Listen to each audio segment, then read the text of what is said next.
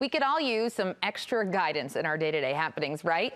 But with so many distractions vying for our attention, receiving inspiration can be challenging. Studio 5 is on a year-long mission to help you find more meaning in your life. So this month, we're zeroing in on how to connect to a higher power and find greater purpose. Author and Balance Redefined founder Connie Sokol joins me. Thanks for being here. I've never got to be on the show with you. This is so fun. And you're like one of our oldest friends here. I know. Well, you know, more mature friends. Oh, yes, I didn't mean that. Well, when you say you sat in this chair for 13 years, you know. It's been a while. Yeah. We've learned a lot from you. How's that?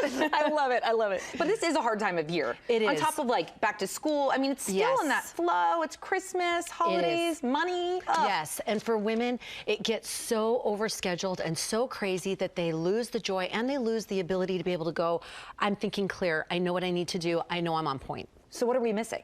Well, I think the biggest thing is being able to have that downtime, that ability to get back to center and say, I know what needs to be done and I know how I need to move our family forward regardless of the spinning vortexes that are around you. That's a wonderful way to say it. The spinning vortexes. So what do you do to get in touch with that inspiration? I know you have a lot of points for us. Yes, well, the first thing is really to create those sacred spaces. And that's just a great way to consider in your mind, am I creating not just one, but several? Because we have one at home, maybe at work, maybe you went extracurricular activities, out and about, having those spaces that you know you can go to and that you can get back to center. So it can be a religious sanctuary. I go to the temple for the Church of Jesus Christ of Latter-day Saints, that's mine. But there's cathedrals, there's synagogues, there's worship houses. Those are beautiful. And we can also do things in the car. We can do things in nature. I'm thinking of bathtub. Yes, seriously, those can be those sacred spaces. I know I coached a gal years ago and she would go up on this run and at the top there was a bench and she could look out, have a prayer, and that was her space. Mine's the manicure, honestly. Yeah. That is my thing. Oh my gosh, that happened to me several weeks ago. I was in the salon. It was, you know, it's noisy and it's loud and whatever.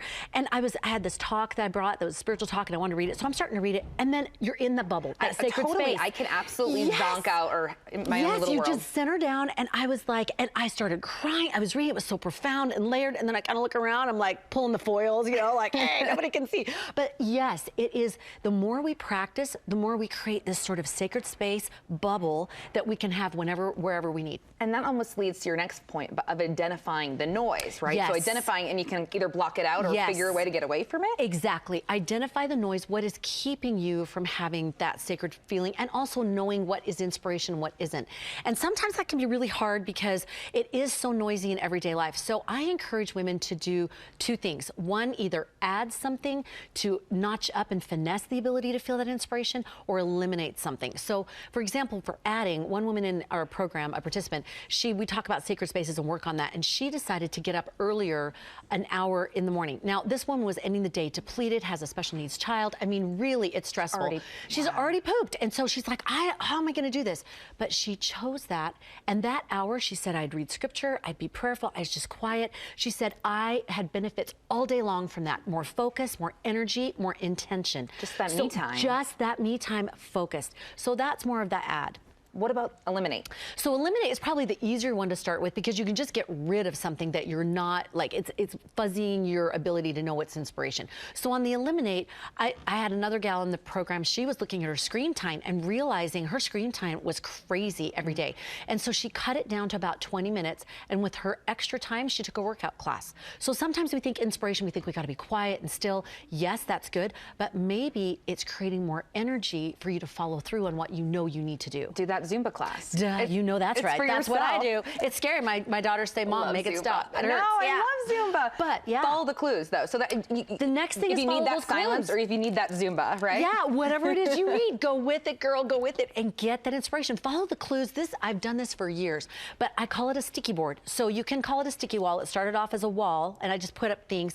But if you have a life question or a life situation, put it on like a little cardstock or something and put it in the middle. I am a sticky note addict. But you put it on there, and then any questions that come to mind, any thoughts, ideas, you post them up there, and then you make these connections, and it keeps it forefront, and pretty soon you start getting answers, and then you start seeing, oh, that's what I need to do. It's a really cool, easy thing to do. And just to keep it on the forefront keep it while right here. The world is spinning, as you said. Yes, and then that inspiration, you can pull it down and Velcro it and just stick it up there. And that goes along with then this inspiration check that you said. What is that? So the last thing is do an inspiration check, because, you know, like you're walking along, you see see that beautiful dress and you go, oh, I feel inspired to go buy that on sale. It's really impressionable. No, it's really doing a check and saying, what is this? Does it really feel like that? Or is it just a good thought? So there's lots of rules of thumb. There's some in the scriptures.